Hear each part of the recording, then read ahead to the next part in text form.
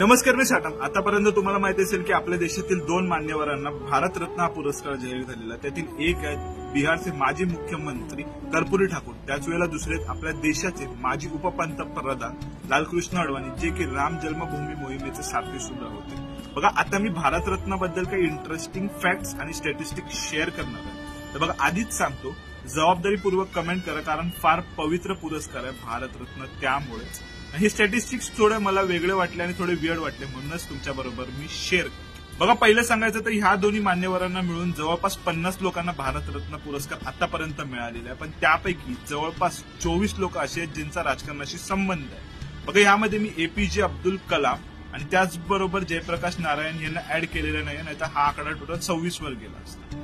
त्यानंतर जवळपास समाजसेवेमध्ये काम केलेल्या 8 जणांना भारतरत्न आतापर्यंत मिळालेला आहे. गायनामधील 6 लोकांना भारतरत्न आतापर्यंत मिळालेला आहे. त्यांच्या खालोखाल विज्ञानात ज्यांनी काम केलंय ना, अशा 3 आतापर्यंत भारतरत्न मिळालेलं आहे. बघा, 2 विदेशी नागरिकांना सुद्धा भारतरत्न मिळालेलं आहे. त्याचबरोबर 6 अशा कॅटेगरीज आहेत ज्यामध्ये एक जणांना भारतरत्न मिळालेलं आहे. त्या कॅटेगरी शिक्षण, इंजिनिअरिंग, बिझनेस, त्याचबरोबर अॅग्रिकल्चर, चित्रपट आणि खेळ.